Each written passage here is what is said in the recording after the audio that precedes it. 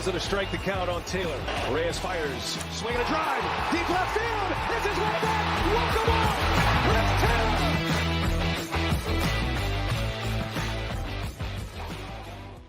What's up, everyone? Welcome into DodgerHeads, presented by DodgerBlue.com, part of the Blue Wire Podcast Network. My name is Jeff Spiegel, host of the show, and doing it solo today. But we've got some exciting news. If you're a prospect person, if you've enjoyed the James Outman experience, if you've enjoyed seeing Miguel Vargas get his chance, some of the young pitchers as well, because another top prospect is on the way. The Dodgers have called up Michael Busch to replace Max Muncy, who is going on the paternity list.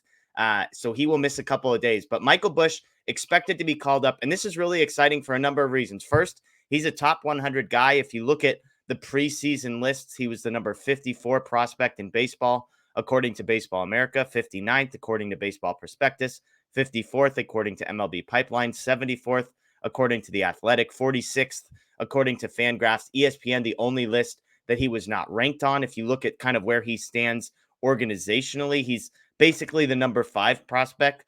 Depending on where you look, he was number 3, according to Fangraphs, 4, according to Baseball America, and then kind of spread out from there. Baseball Prospectus and The Athletic have him as the number 7 prospect. And so this is a guy who's going to come up. The expectation is he'll play a lot of third base while Max Muncy is gone.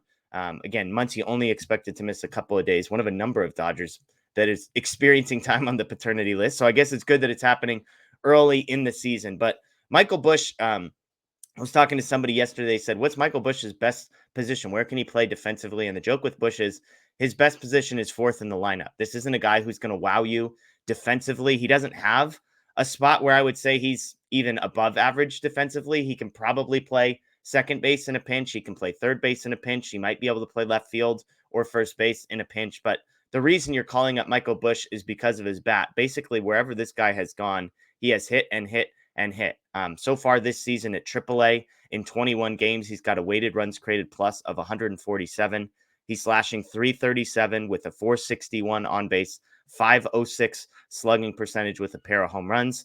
Last season, he split time between AA and AAA, combined 32 home runs between those two stops, hitting just under 300, on base percentage around 400, slugging percentage over 500. And so, again, wherever you look, if you look at his weighted runs created plus, he has been an above average player at every stop along the way. This is a guy who was a first round pick back in 2019. He is 25, so he's a few months older than James Outman, or excuse me, in the same age range as James Outman. But we've seen what Outman can do. I'm not saying expect Busch to hit the way that Outman has hit, but the questions with Busch are more related to defense. Can he hold down third base at a reasonable level? I think the good news is Max Muncy hasn't exactly been 10 out of 10 defensively there. So if Busch can give us even just something similar while Muncy is gone and hit, then who knows? I think the most intriguing piece of this storyline is what happens if Michael Busch goes 3 for 8 in these 2 games with maybe a home run. If he goes 3 for 8 in 2 starts with a home run, what do the Dodgers do? Muncy's obviously coming back. He's been arguably the best hitter in baseball so far this season. So Muncy's going to be back at third. We know JD Martinez is the DH. We know second base, first base are all taken care of. But I'm curious if Mookie Betts makes a full-time move to shortstop. It would open up some opportunities in the outfield. I think Outman is your only everyday guy. And again, if Busch can hit, maybe you try him out in left field and see what happens and say, all right, can the guy stick a little bit? Because chances are he's going to hit better than Peralta. Chances are he's going to hit as well as, if not better, than Thompson and Hayward have. Even those guys have some underlying metrics that are nice, but we haven't seen the actual results. And so keep an eye on Michael Busch. I'm not positive this is just going to be a 2-day stint. I think it's likely it will be. But if he hits, there's a chance, I think, that he earns his way into the lineup.